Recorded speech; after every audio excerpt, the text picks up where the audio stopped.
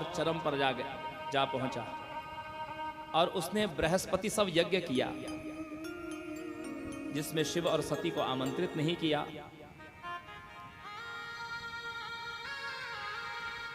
सती के मन में पिता के यज्ञ को देखने की उत्कंठा जागृत हुई।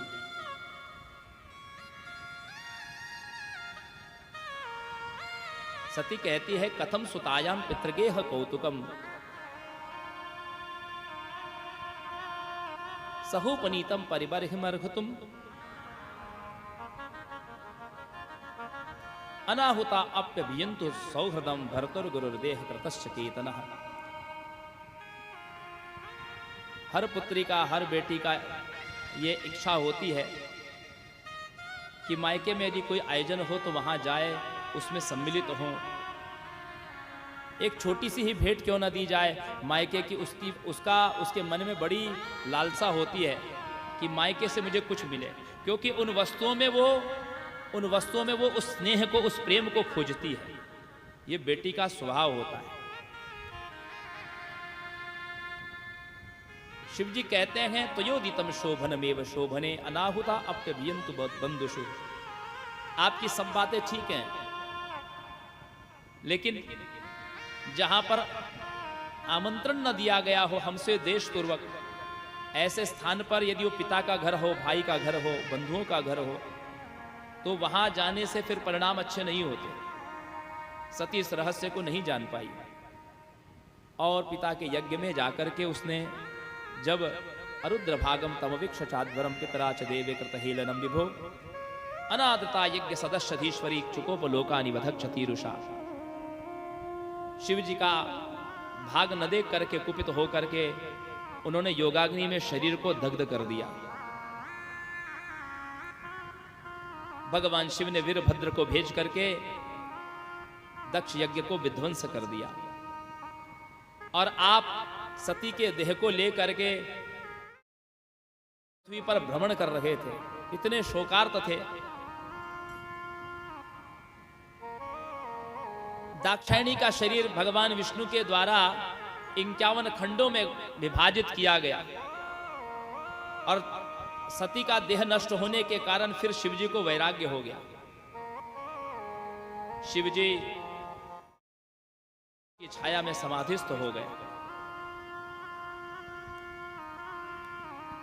इधर पृथ्वी पर अनेक उत्पात होने लगे, क्योंकि एक यज्ञ जो था वो अधूरा रह गया था। यज्ञ के समान तो कोई मित्र भी नहीं और यज्ञ के समान कोई शत्रु भी नहीं। यज्ञ से परम कल्याण होता है। व्यक्ति की उन्नति में यज्ञ की बहुत बड़ी महिमा है। यज्ञ के द्वारा बहुत उन्नति होती है।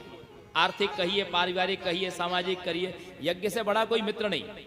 और यदि वही योग्य त्रुटिपूर्ण हो जाए तो उसके जैसा शत्रु भी नहीं। पृथ्वी पर ये उत्पात होने शुरू हो गए क्योंकि दक्ष का यज्ञ पूर्ण नहीं हुआ था। ऐसी स्थिति निर्माण हो गई कि मानो असमय में ही ये सारा जगत विध्वंस की ओर बढ़ जाएगा।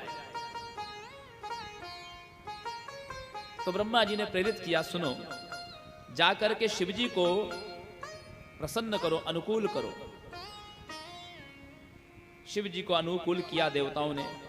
शिवजी कहते हैं, मैं तो सर्वथा अनुकूल हूं ही, क्योंकि नागम प्रजेश बालानाम वर्णये नानुचिंतये देव माया विभूतानाम दंडस्तत्र धृतो मया। मैं तो कभी ऐसी गलती करने वालों का ना वर्णन करता हूं, ना चिंतन करता हूं, सोचता भी नहीं हूं ऐसे लोगों के विषय में। दंड तो इसलिए दे दिया कि ये भगवान श्री हरि की माया से अभिभूत थे, इसलिए इनको दंड देना आवश्यक था। भगवान की माया आपको भगवान की भक्ति से विमुख करती है। इसलिए श्री कृष्ण कहते हैं, दैवी योषा गुणमयी मम माया दुरत्यया। मेरी माया का यदि आश्रय लोगे तो वो मुझसे तुमको विमुख करेगी, वो बड़ी दुस्तर है। और माया से यदि बचना है तो मामेव ही प्रपद्यन्ते माया में ताम तरन्ति ते। तुम उस माया की ओर मत जाओ, मेरी ओर आओ, तो माया तुमसे दूर भागेगी, तुम माया से तर जाओगे। माया से मत जुड़िए, मायापति से जुड़िए।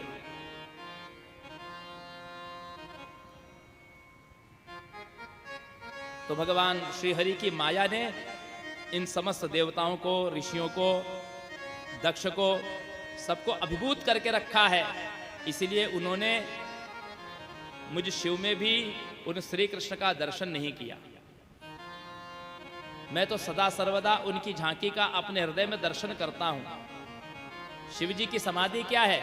समाधि का अर्थ यही है सम हो जाना, अपने इष्ट के साथ में समरूप हो जाना, यही शिव जी की समाधि है।